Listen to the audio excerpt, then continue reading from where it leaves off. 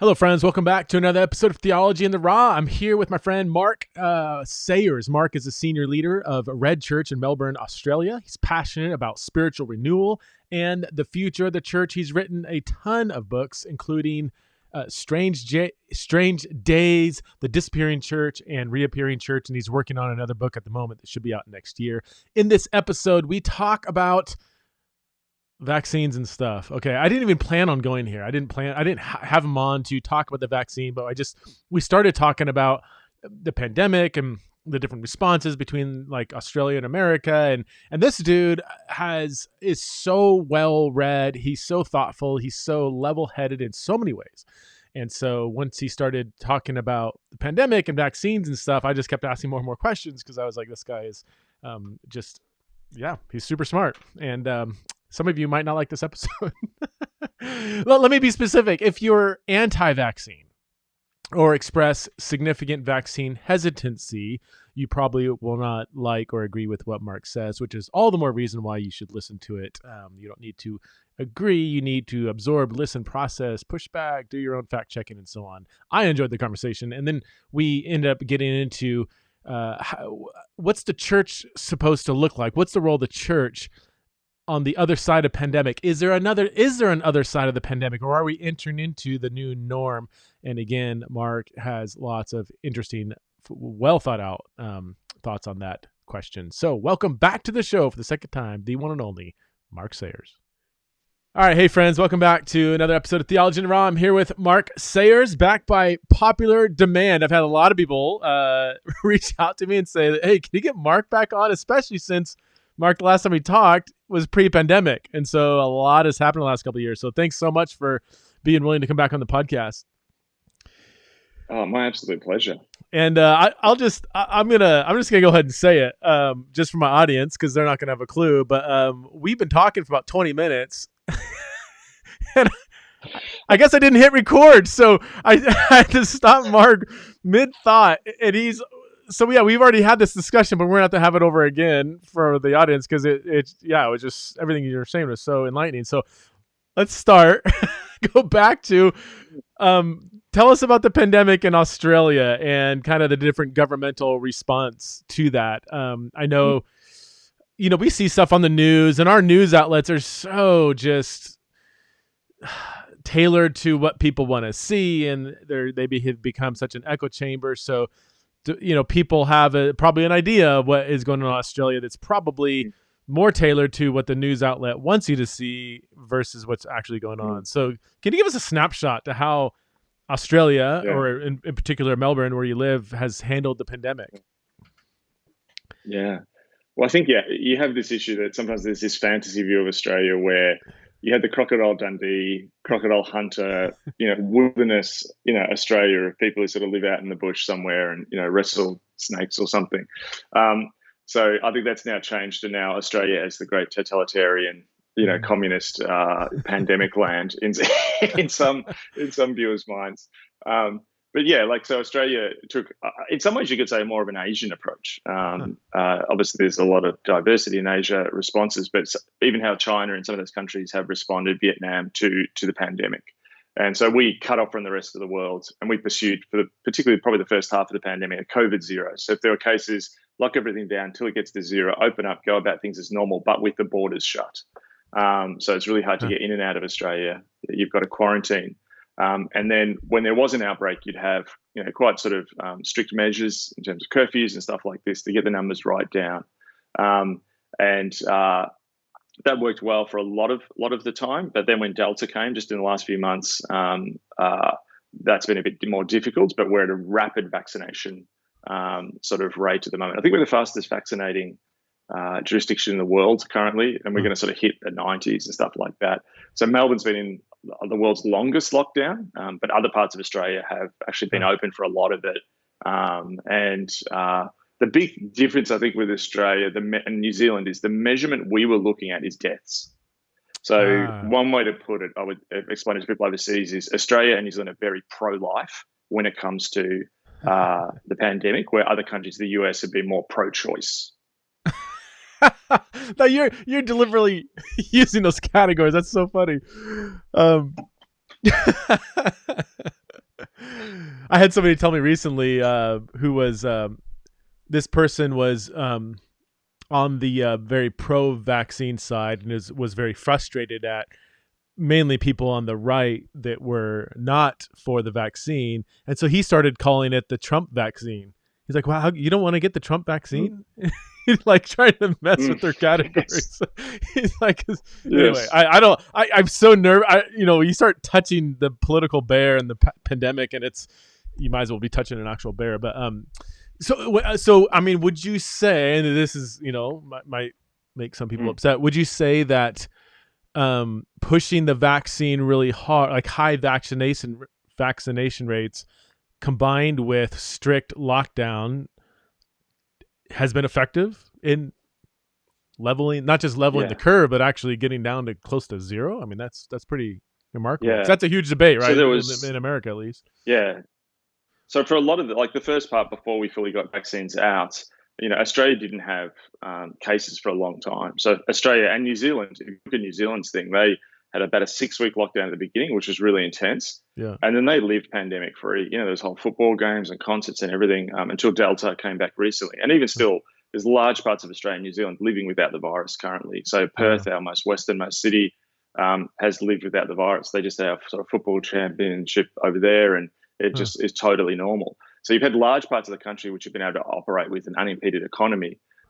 So that was effective. And then what we're seeing around the world, you look at something like Portugal at the moment, which has got really high vaccination. Denmark, that's the key out, high vaccination. But that's going to be the key out for the world. So basically, the threat that we have coming down the road is that the less vaccinated populations you have, the higher chance you have of variants developing.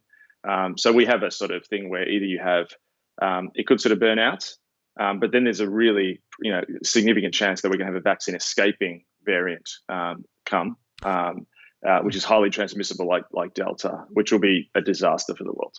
Okay. Oh wow. Okay. So let me, and I know you're not a scientist or claim to be a scientist, but everything you say is always so incredibly well thought out, very balanced, and everything. So I would love to get your thought on this, because there's kind of two arguments. One would be, like, at least in America, and I think, I mean, I hate adding to the politicalization, but I think this might come from the right more.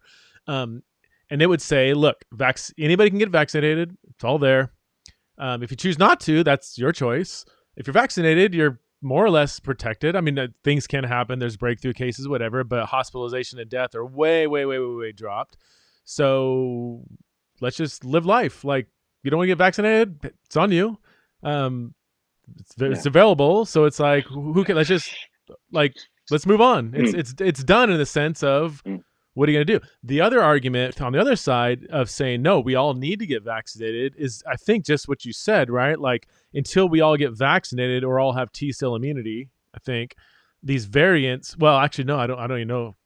The variants will keep reproducing and spreading, but if we were all vaccinated, that wouldn't happen. Is that an accurate summary of, I guess, yes. At least the second side, especially? So, yes. And just again, to maybe I can get away with more here because I'm a foreigner, and so speaking from my kind, I'm actually speaking in Australia. So if you talk to epidemiologists around the world, the argument you just said, on one side there'd be people who make it in a political sense. The second argument you made around everyone getting vaccinated is what every epidemiologist would argue.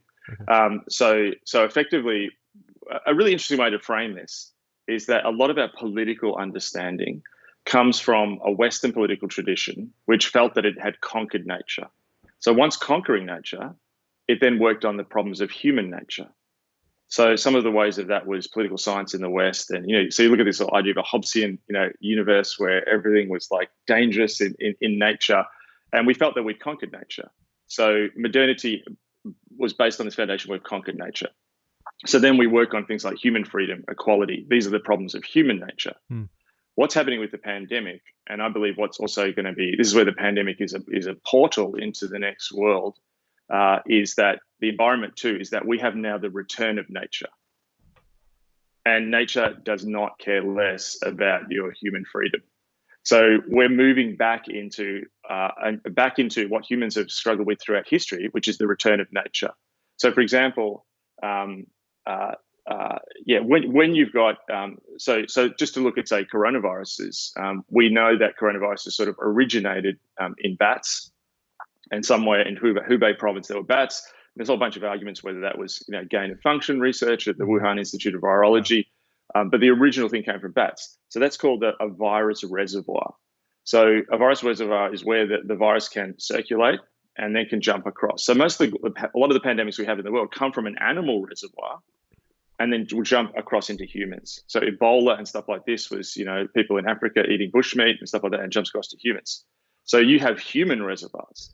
So basically what happens is you have the virus is continually trying to infect everyone, and it's evolving and adapting the whole time. Now, sometimes it will burn out. But for example, what happened with Delta is in India, it was like continually trying. And then a new better variant came, which was more transmissible and began to affect more people. And we saw that instantly the effects in the world as Delta happened. And so there's different things in a virus. There's things, it's transmissibility, there's severity, and then there's vaccine escape. Delta is maybe a little bit severe. We're not more sure. It could be the same, but it was more transmissible. Right. The nightmare scenario is we get a more transmissible, a more deadly, and a vaccine escape. And there is a significant chance of that happening. So when you've got a large group of unvaccinated people, so things like smallpox and so on, we vaccinated that sort of almost out of existence, right. Polio and stuff like this, because the world was slowly vaccinated and that disappears. So part of the argument of you do your thing, I'll do mine, that's an argument that's not coming from epidemiology. That's coming from people looking at a political framework of we'll deal with this as a problem of human nature. That's your belief, that's mine. But what we're entering into now is this world where reality is returning in the form of nature, where there's consequential decisions that we just can't agree to disagree on. Hello, friends. I want to invite you to come join us for our first ever Theology in the Raw Exiles in Babylon conference, March 31st to April 2nd.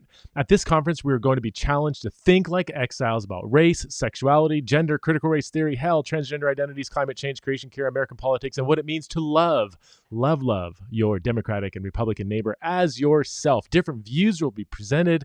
Everyone will be challenged to think critically, compassionately, and Christianly through all kinds of different topics. We've got loads of awesome speakers that are going to be there. Thabiti Anyabwile, Chris Date, Derwin Gray, Ellie Bonilla, Jackie Hill Perry, Evan Wickham, John Tyson, Tony Scarcello, Sandy Richter, Kimi Katiti, Heather Scriba, Street Hymns, and many others will be joining us for the first ever Theology in the Raw conference. All the information is in the show notes, or you can just go to pressandsprinkle.com to register. And I would recommend registering sooner than later. Space is limited. You can come and join us in person in Boise, or you can stream it online. Again, pressandsprinkle.com for all the info. That we just can't agree to disagree on. So you're saying as long as there's a significant number of people who aren't vaccinated, you're just opening up many more doors for more variants to be created, possibly a very deadly variant, not just a more contagious one. Like, the Delta's more contagious, hasn't yet seen to be more deadly, I don't think. But you're saying we can have another variant that could be way worse. And yes. And if so let's just snap our fingers and say the whole world's vaccinated tomorrow, then does that mean COVID would pretty much fizzle out within really shortly? Yeah, so it's got nowhere to go. There is always the slight danger that it could go into an animal reservoir. And this is a bizarre thing. They did testing on deer in Michigan recently, and like deers are raging with coronavirus. So it is jumping into animal reservoirs, but it would pretty much sort of disappear in the world if everyone's vaccinated. What about when they get natural immunity? Like they get it, they live through it, they have T-cell immunity. Is that the same as being vaccinated in terms of what we're talking about here of contracting it and spreading it? There is elements. The problem we have with natural immunity is that it wavers. So there are people who are getting COVID more than once, and it's different on different individuals. So there could be a thing where if we didn't have anything and it went around for years, so we could go, let's just go, let it rip and get herd immunity. Right. But you're going to see millions and millions of people die. So already, it's interesting. The Economist magazine just did a big study on looking at excess deaths in the world. So currently, the last I looked, and I looked a few weeks ago, but you're looking around, the official WHO is that there's around 4.5 million people die in the world. But when you look at excess deaths, and you look particularly in the developing world, that's up around 15 to 20 million. Now you look at that with you look at the US, which is I think around over 700,000 deaths now. You take away any contagion, you take away any measurements to stop, and you take away how many people have been protected by vaccines. So if no one in the world locked down, there were no vaccines, we would be looking at millions and millions of deaths already. Now, imagine if that went up in severity. Yeah. So SARS, which was broke out before, that was less transmissible but higher death rate. Right.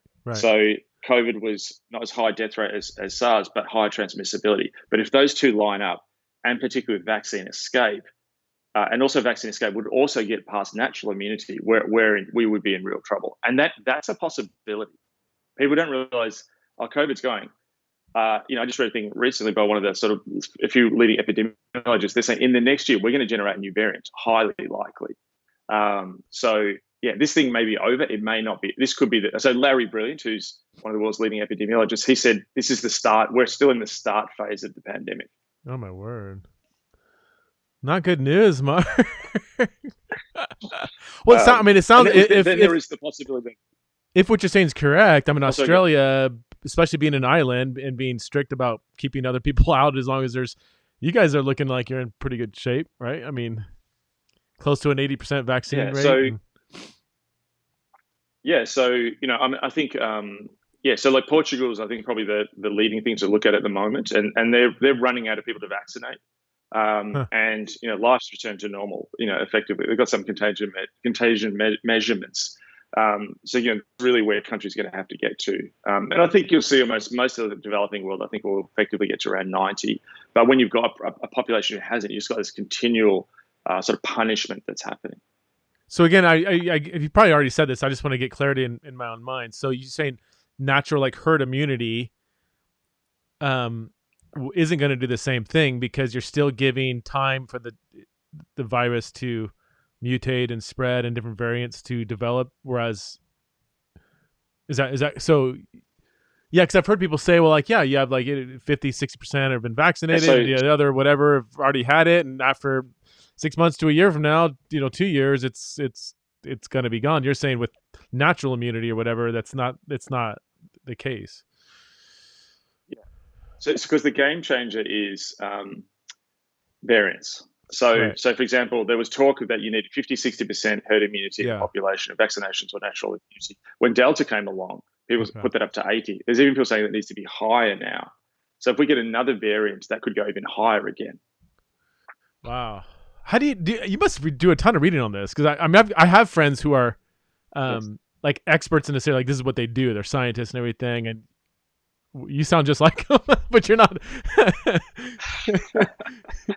I just realized early on, I had to what I saw. There was an invitation for us to move. We've been in a complicated world. Yeah. A complicated world gives us problems in a linear idea. We're now moving to a complex world, which is a network, decentralized world, which operates according to the rules of complexity, which is very different. It's non-linear, and I realized that the pandemic was an invitation to learn the ways of complexity. So that's one thing I've really sort of tried to work on in the last sort of year. Yeah. So there's very similar patterns. Do you think so? I'm sorry, I didn't mean to talk about vaccine. I didn't plan on this, but No. More than happy to chat about it. Well,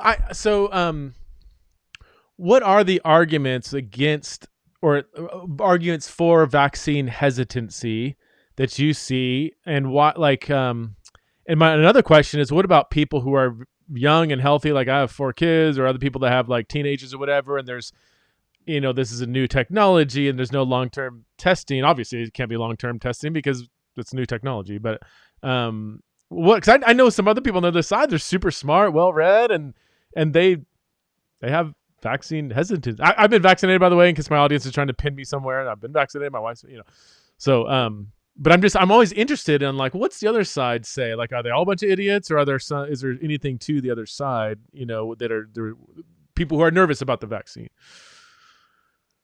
Well, you've got sort of a lot of the technology that's used in the vaccine was already being used in cancer treatments. So it's not necessarily that it's it hasn't been used for a long time. The second thing is, another way to think of it is like an Amish barn raising. So, for example, if you and I were going to build a house, it might take us a year or something, whereas if like 1,000 builders joined us, it may take, China built a hospital in like a week or something at the beginning of the pandemic because they just had so many people. And there's a video online of in China where they built a train station in 24 hours. So what people need to realize is that the world saw this. And it's interesting. So just to frame it another way, people often say it's politicized. I've asked people, what issue has the world more agreed on than a response to coronavirus in history? Everything from Islamic republics to North Korea was shooting people who were trying to get in, killing them because they were so afraid of coronavirus. So you've had everything from socialist regimes to highly capitalist regimes to Islamic regimes to every political model. If you listen to what all the scientists saying, they're almost all saying the exact same thing. You haven't got, you've got some countries which have pushed back politically, but the scientific consensus is pretty much agreed on these things. So you had literally the world's best scientists using the internet to work on these things at a rapid rate. So in many ways, it was an Amish barn raising. Oh, so, wait. Can I add? Yeah. Go ahead. Go on, sir. No, you go ahead. I actually think one of the reasons that this is, and again, too, it's really interesting if you look at the world at the moment. Virtually no one in the developing world is like, I don't know. They're just like, give us the vaccines, please, Western world people. And I've thought about that a lot. There's a writer he's an academic who writes on conspiracy theories, Timothy Malley, and he talked about a thing called agency panic. He says that conspiracy theories are actually birthed by a sense that modern people in the West have been told that they have heaps of autonomy, freedom, they're individual, they have the ability to self-create. But the reality is in a complex world, you don't have as much autonomy as you think. And I think a lot of what around vaccine hesitancy is we've been told, you work it out for yourself, you do the science, et cetera, et cetera. We don't have as much autonomy as we think. Yeah. And so a pandemic is short-circuiting. I don't know how to fly a A380. I've gotten in A380 planes and flown to London and America. I have no idea how to fly them. And even if I did a 5-year course, I probably still wouldn't know how they worked. And that's what the vaccine's like. There's an element, it's like, you do not understand this. You have to trust the experts. Yeah. And that goes against our egalitarian human autonomy myth of the West. That's why I think that's more at the heart of this. It's not a scientific argument. These are actually political arguments, and they're undermining particularly, I think, some of the political ideology that we have. What about the argument that, like, I've heard some people say, yeah, if you're, older, you have comorbidities, you're severely, or obese or whatever, other underlying health conditions, obviously this population's been highly more targeted. But if you're young, healthy, 18 years old, you're super healthy, obviously there's a risk of anything, but there are some, unknowns with the vaccine. What's the trade-off? So I've heard people say, like, well, I'm going to take my chances with this because I'm not really in a at-risk kind of situation. Is there any truth to that, or are there some? Could they? I mean, I guess it's still seeing it. Well, I would just say it's. I think the counter argument might be, well, did I just let you say it, or I'll say, like, the counter argument be say, well, as long as you're not vaccinated, you're still part of the global problem of keeping this thing going and variant spreading. And number two, we don't know if the next variant is going to target young people, kind of like another virus might. Is that? Yes. Yeah, exactly. So interesting, the Spanish flu, which came in 1918, 1919, affected younger people more. Right. So there's a potential for a rise to come affect younger people more. Secondly, so two things. So number one, increasingly we're seeing the long-term effects of COVID. So there's things like long COVID, but increasingly we're seeing the neurological effects of someone having COVID, plus the effects on the organs of the body. So sort of health scientists are predicting that down the road, there's going to be significant damage to heart, all these vitals. So you might be sort of think you're fine, but there's stuff that's going to get you in tension and that's going to put a burden on it. And so we don't know all that stuff. That's a more frightening unknown than, the effects of the vaccine necessarily. The second thing is people are still thinking about this through an individualist lens. Yeah. Like, again, in complexity, you may be fine, you may be young and fit, but you may give it to your grandmother, right? Who and what we know is that the vaccines are probably going to have boosters in 6 months because they do wane with efficacy. you just as there's a new flu jab every year, or flu shot. So yeah, you may be fine, but your actions will affect others, and this is where it undermines the individualist thing. So you're not just taking it for yourself. So it's not just an individual choice; it's actually a communal choice. Yeah, yeah. We don't do choices like that in America. We don't do communal choices.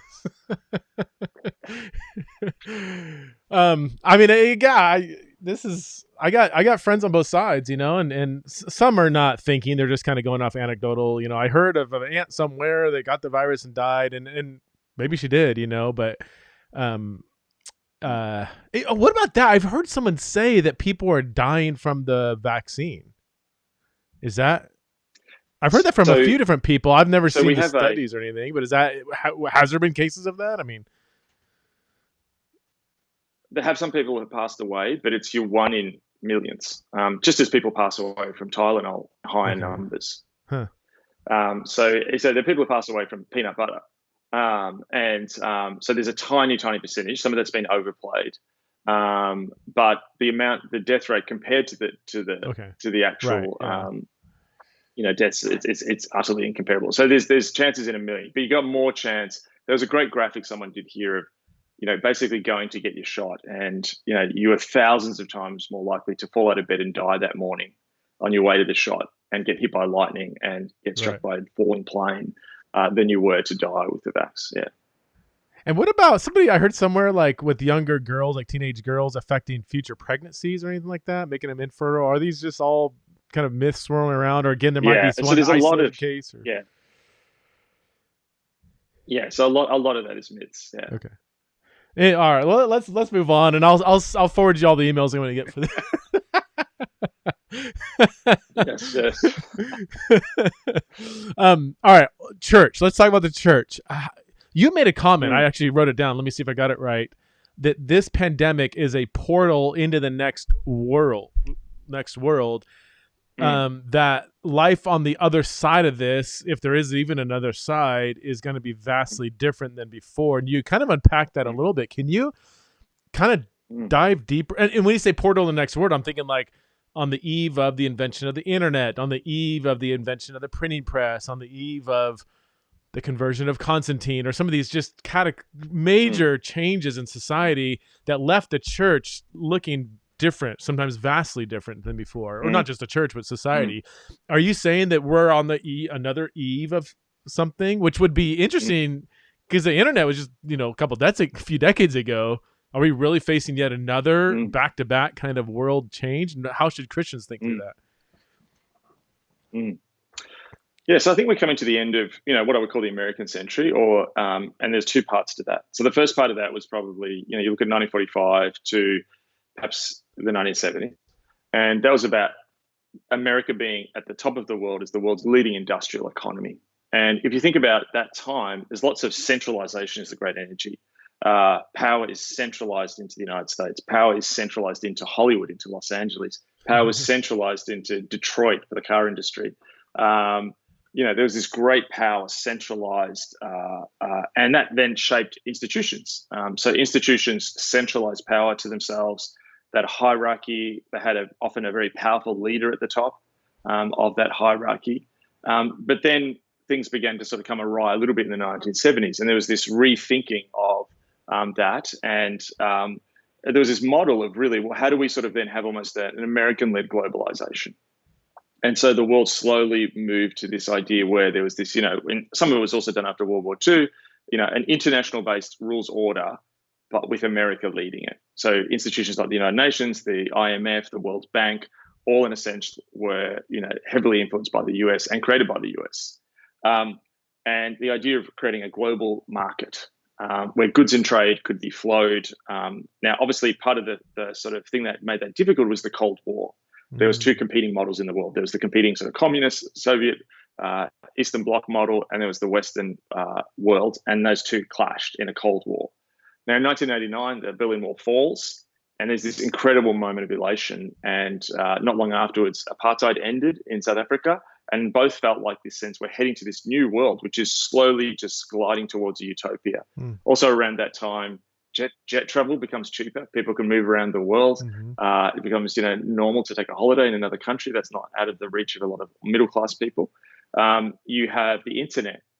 Begins with a great utopian fanfare, with the belief that if we can just talk to people horizontally without politicians and institutions and elites being in the way, that the world will move to a wonderful place. And really, we had sort of 30 years there, I think, of euphoria and elation.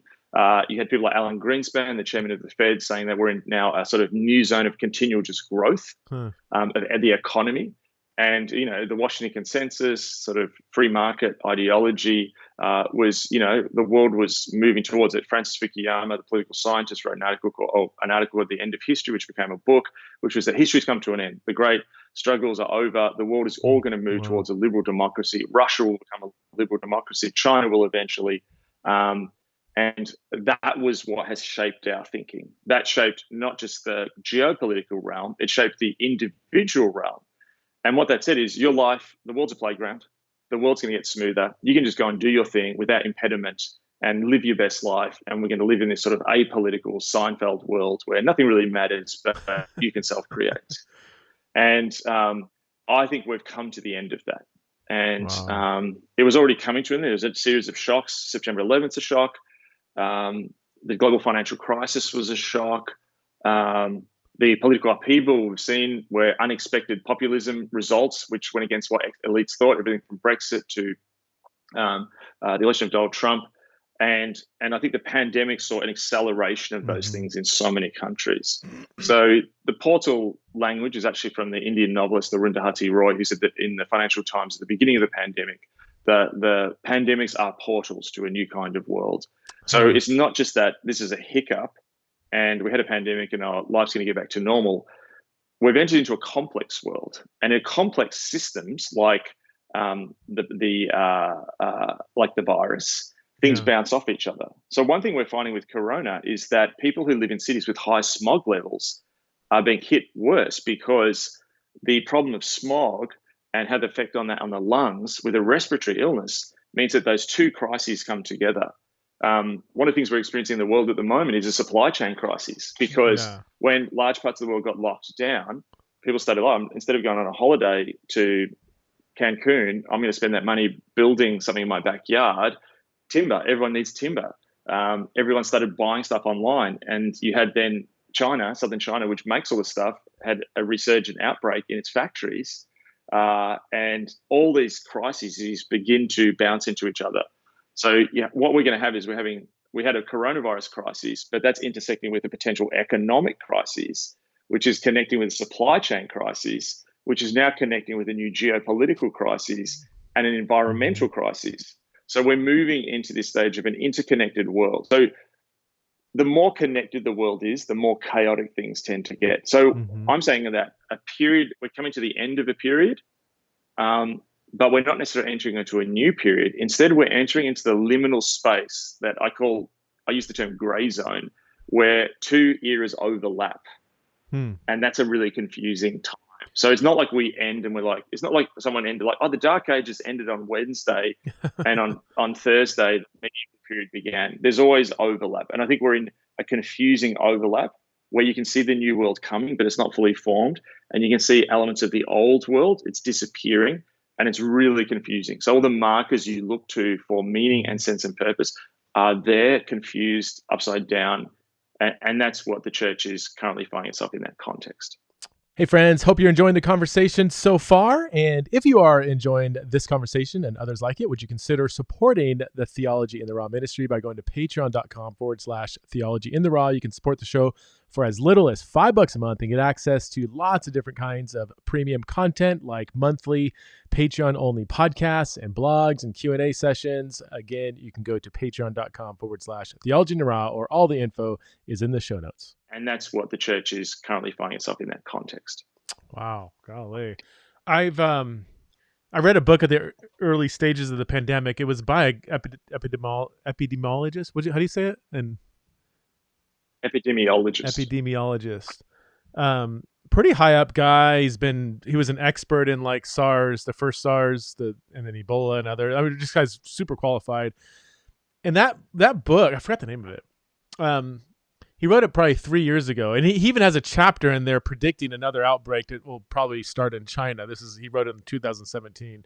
So fascinating. A lot of people are like, well, this is weird, but he's like, it's just high density population, intersection between like, the markets and animals and people and everything. And he even created a fictitious scenario in that book. I'm blanking on his name. Where he kind of said, imagine that something like this might happen. And it wasn't, to the T what happened, but there was about 70% overlap. It was fascinating. But one of the things he said in that book, something that might be old news to scientists, whatever, that I never even realized, is that antibiotics, how that has revolutionized humanity, the development of antibiotics, but apparently they're becoming less and less and less effective because they've been, I guess, overused, overprescribed, so that these diseases are now fighting their way back in. And we don't really know, like our memory is so short that we don't remember life before antibiotics. But he was saying almost casually, like it's just an obvious fact that we're going to be entering into, probably, if something doesn't happen, a world that was similar to, pre-19th or 20th century, when, you can die from getting a cut and get infected like the rest of humanity for the rest of human history. Like you just, we've been living in this kind of bubble for the last 100 years with antibiotics, but the new world might not have that. Have you thought about that? Is that old news to like scientists or, it kind of, but it made me think what you're saying. This new world, this portal into this new world where we have controlled nature and we protected ourselves from kind of these things that the rest of human civilization wasn't protected from. We might be going back into that. Yes. So it's the return of nature. So one is the antibiotic drop off is a big one. Also, you sort of have people say, oh, you get this pandemic every 100 years. But what's interesting is what people don't realize as well is that the more you push into nature and more human environments overlap with nature, the more you overlap with the natural world and expose yourself to new viruses. Now, the more the world's connected. So like where I live here in Melbourne, in this particular part of town, lots of Chinese people. And when we first went into lockdown, they were like, anyone who's been in China in the last 3 weeks has to at least spend a week at home. So school kids. Now, it was the end of Chinese New Year. There were schools nearby here where 50% of students weren't in class because they'd all been in China in the last 3 weeks. And I was like, this is amazing. Like, wow, that many people are just going backwards and forwards to countries. So, I, in a sense, wasn't surprised by the pandemic because I've stood in Dubai airport and just looked around and gone, man, like one virus gets out here, it's going to go everywhere in the world in 24 hours. And that's what happened. So connecting ourselves to nature, the more the world is connected, the more fragile we are. And that's not just true of bacteria and viruses. That's also true of ideas. Like you think about the fact that someone in a troll farm in Russia can influence someone in another country, or even things like just even ideas can be infectious in the world, and bad ideas can be infectious in the world. So we're in a much more like connected world, and that means that Anthony Giddens, the philosopher, said, globalization brings what was far near, but also distances you from what is near. So you might be open to a virus that's in Hubei province in China, and you might become radicalized by an ISIS video on the other side of the world, but you may not know the people 3 houses down in your street. Whereas 20 years ago you would have. It's kind of getting depressing. How should, given that, let's just assume that everything you're saying is correct or more or less correct. We're entering into a new portal that might reflect some of the things we thought we had eradicated in the past. How should the church, how should the church think through this, and what changes do Christians in the church need to make as we venture forward? Well, I think there's two things primarily happening. So the first one is that if you look at the idea of secularization and secularization thesis, is the idea that as the world becomes more developed and more industrialized and more modernized, the less that people need for God. And there's even research done about this. There's a sociologist of sort of religion called Roger Engelhardt, and he talks about the idea that countries where you are less worried about dying, the less religious you are. So in a sense, the less you have to deal with stuff on lower down on Maslow's hierarchy, the more then politics becomes about really obscure elements of identity politics or this, or, you're not, if you just presume, I'm not going to get sick, I'm not going to die, every meal's going to be, provided for.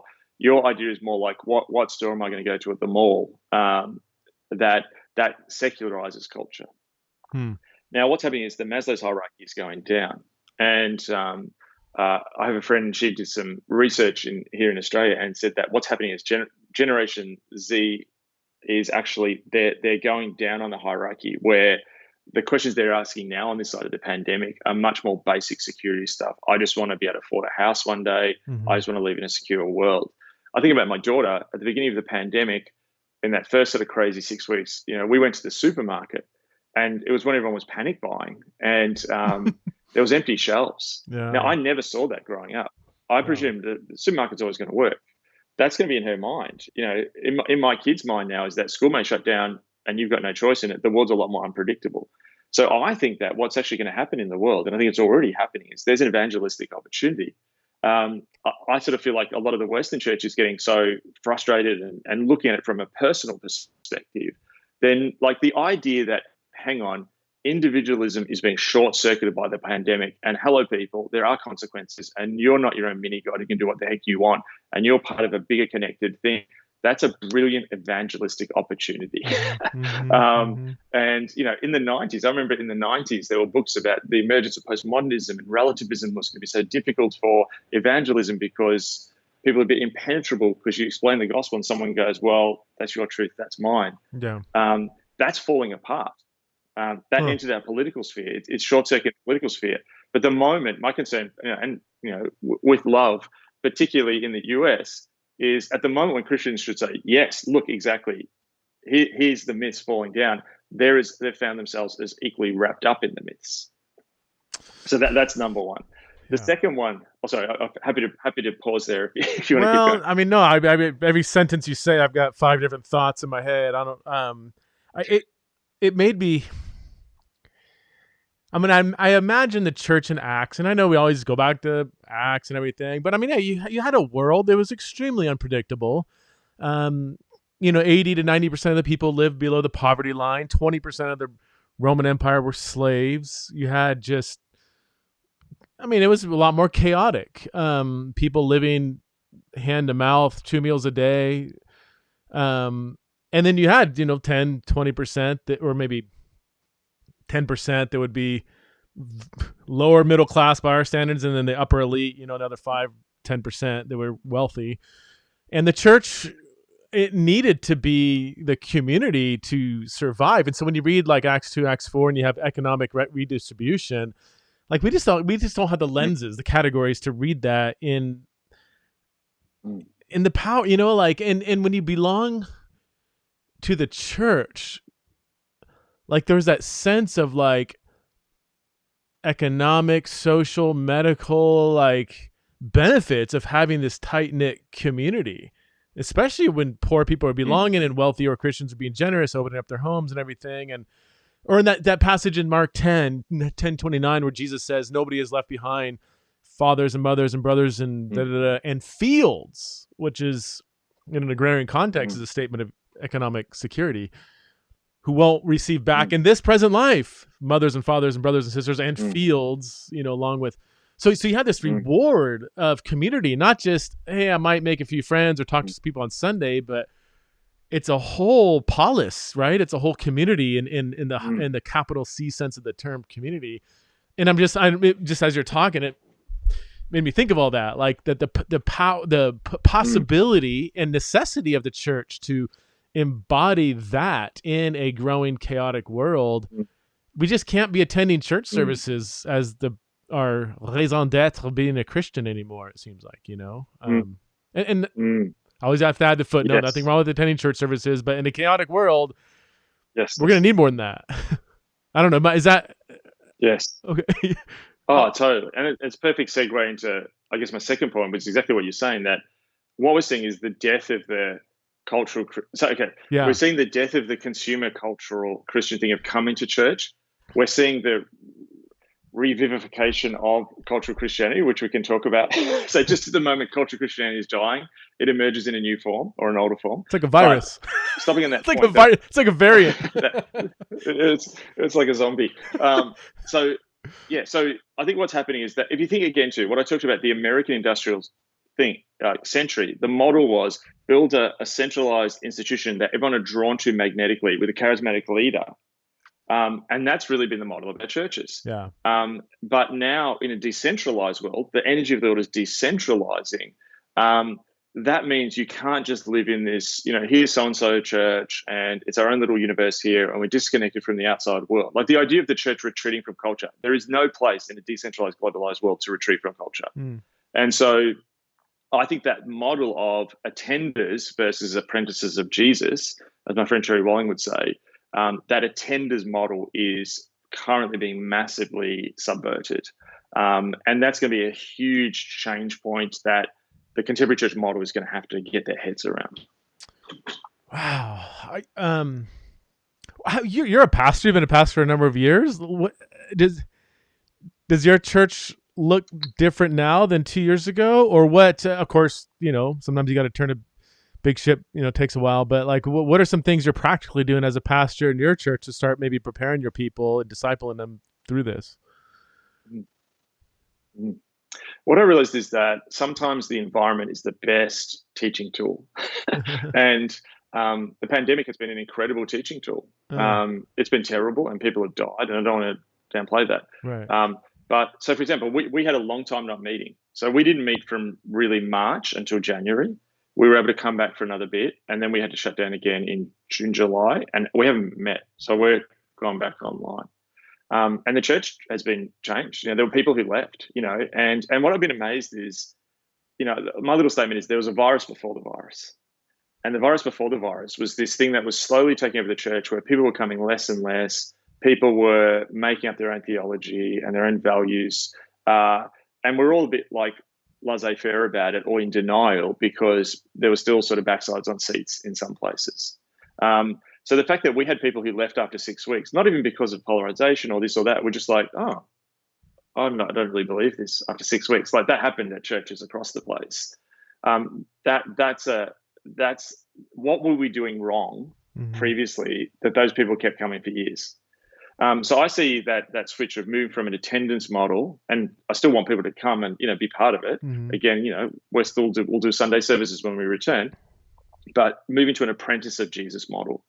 So basically, if someone comes to your church, and it doesn't matter whether they're exploring faith for the first time or they're a seasoned believer, if they're comfortable not growing, I know I'm doing something wrong.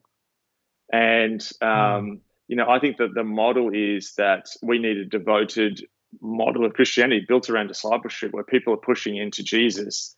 And I think this has been almost a sort of, God's is using this to show how much we were reliant on models that perhaps weren't delivering in the way that we thought. And I think for leaders as well, there was like a power that leaders had. If we get everyone in the room, but what do you rely on once you can't do that? Alan Hirsch, my friend, he said, it's like if you want to teach someone how to play chess, take the queen off the board. And he said, what happened with the pandemic is Sunday services were our queen, and we had to take them off the board. So I've had that in my mind the whole time. So I don't know what we look like when we regather in a few weeks. It's a profoundly changed church.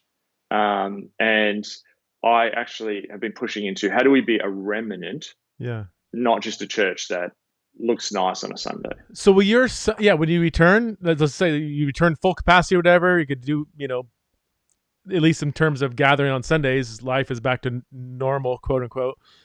Will that look differently for you? Or are you still kind of exploring ways in which you can help people to not be so addicted to the queen? I love that analogy, by the way. That's props to Alan there.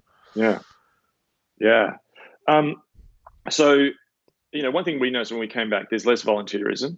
And at first we were like, oh man, that's hard. And, we have a lot of volunteers on a Sunday and, had staff were leading teams of volunteers. And we found that didn't come back. People were coming back slowly, and that's happened everywhere. So the staff more ran things in terms of like, on the door. But then we realized, we almost had this thought like, yeah, like we could have someone who's come into our church. I'm part of our, red church, whatever, and I move chairs. You know, like like would you rather someone actually was? People have got less and less time because it's a busy world. Would you rather that people spend their contribution to the church moving a chair, or actually learning how to be a better disciple, or serving the community, or whatever? And so I think that we're looking at how do we be more impactful with our discipleship. Okay. We created this thing when we first went online of huddle. So we put people into groups of 3 for mutual discipleship and accountability, and they connected on Skype or Zoom or whatever. So I think we're going to move, push deeper into discipleship is something that we do. And then what Sunday becomes is I think a place of encounter in the presence of God, of hearing the word, but it's not trying to do all things to all people. I think it's what Sundays was, and less entertainment. Like I think Sundays is not. If we have to entertain people on a Sunday, they, in a sense, they're coming for the wrong reasons. Yeah, I've been thinking through. I don't know. I go back and forth on this, and the role as specifically a monological Sunday sermon in a post-internet, post-podcast, post-pandemic kind of world. On the one hand, I was just reading a book about this. It wasn't about this. It was about something completely different, but he kind of brought up, it was talking about education and the value of lectures, which is passive learning, versus other things that cultivate active learning, where the student is more involved in the learning process. And he said statistically, students always prefer dynamic lectures, but in terms of learning outcomes, it's always active learning, where they're involved, where they're part of the process, where they actually learn the most and they gain the most. And then, of course, he's just talking about knowledge and stuff, and we're talking about something kind of different, but still, like, just it made me think about the value and role of monological preaching, and even it kind of ties into why so many people are kind of not coming back to church anymore. Like if the main draw is a good, maybe oration, it will never be as good as what they can find somebody else. So that's kind of, if the church experience is reduced to passive reception of a good oration, and I'm putting that, maybe that's too snarky, I don't know. And yet I know, like, you read the speeches of Martin Luther King, and whole movements have been, fostered and thrive through monologues, the great speeches of history. So I don't want to downplay that either. Like, they have the power. In fact, there's sermons I listened to 25 years ago that will have forever shaped, my Christianity. I still think about early sermons I heard in my conversion experience. I'm like, I could still almost quote some of the stuff I heard because they just had such an impact on my life. So on the other hand, I do like I don't know, like, I don't want to downplay the power of a powerful monologue, but it just made me think, like, what is there? Are we going to have to kind of rethink even the role of preaching in a church in light of everything we've been talking about? And I really don't have anything beyond that. Just a lot of questions. Have you thought through, that in particular? Or? Yeah. I mean, when we were pretty experimental when we first sort of started. So when we first sort of started, we just met in a cafe, and I just would have a conversation with people. Like, I'd sort of talk and be like backwards and forwards. So we fully went down that road. One thing I did learn was that it was very attractive to Christians. Ironically, doing that in a cafe was most attractive to Christians, and non-Christians found it totally weird and scary. And there was something even in Melbourne, which is pretty post-Christian, probably more post-Christian than a lot of contexts in the US, is that still people have this cultural memory of, okay, I'm going to try this Christianity thing. I'm going to go to a church service. So I think there still is utility there. And the other thing that happened is people would say, like, it's great we're having this conversation, but do you mind I literally had people say this to me, could you perhaps talk for a bit longer, like for about 30 minutes, so we can think about it more? Because other people's questions are just bringing it down to this sort of level. Like, in a sense, like the person, it sort of went down to the lowest common denominator was people's complaint, not our complaint, but that's what people were saying. So we ended up bringing that back. But I think there's still something of worth in what you're saying, that church where it's just the star preacher who's giving the great sermons every week, and that's what's going to draw people. So I see it as part of an overarching fabric of the church, of many things that the church is doing that preaching plays a part. And there'll be the Sunday, sermon or a sermon somewhere, but then there's also people wrestling with it and asking questions over here and asking questions of the preacher perhaps afterwards or whatever. Yeah.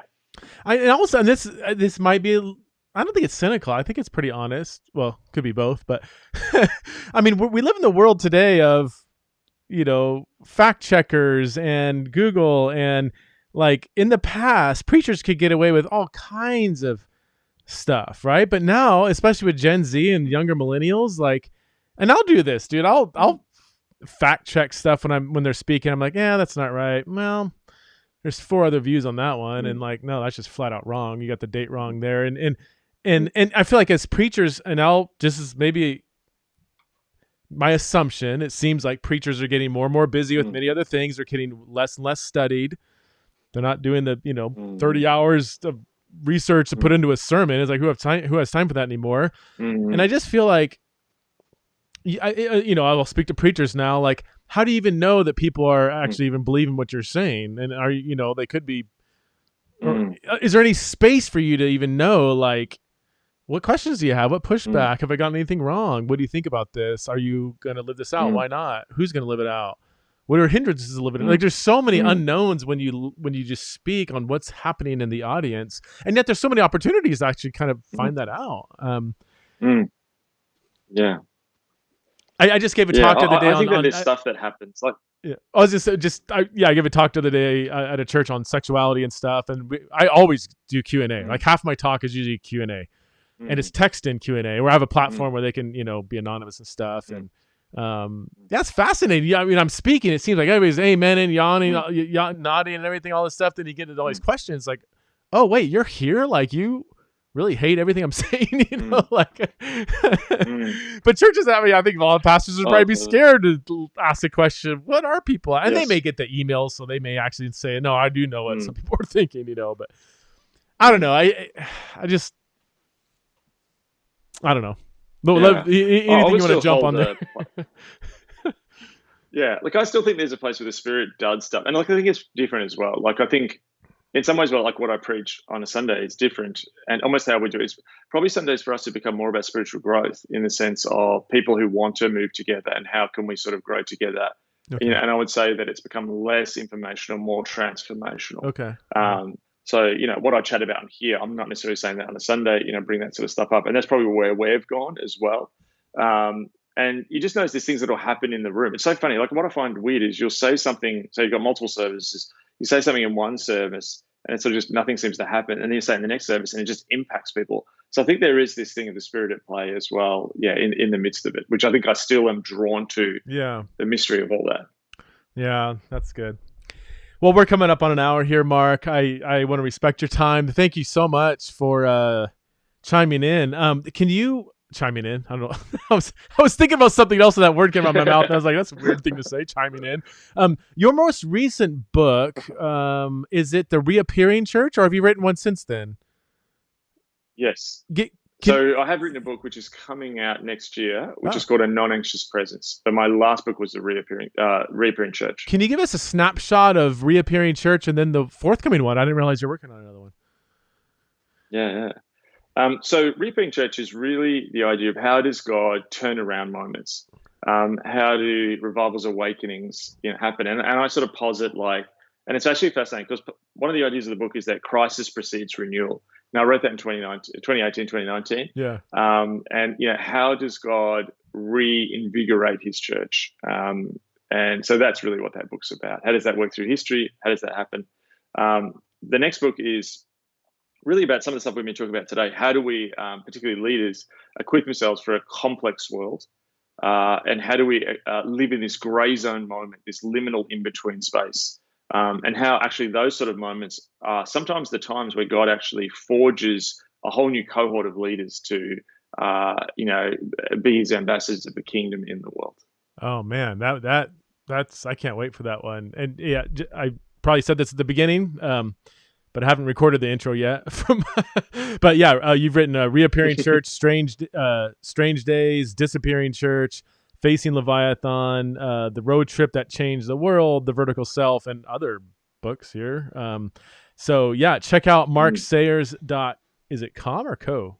Oh, .co. marksayers.co for information, speaking, blogs, and so on. Are you still doing that podcast with John Mark Comer? Or is that, you guys moved on from that? So finished that one, but I'm now doing a podcast called Rebuilders. So you can just look up Rebuilders. Rebuilders, awesome. Well, thank you so much, Mark, for being on, man. I always learn so much from talking to you. Like I got a fire hose of great info to process. Pleasure. So, all right, take care. Oh, I love chatting. Thank you so much.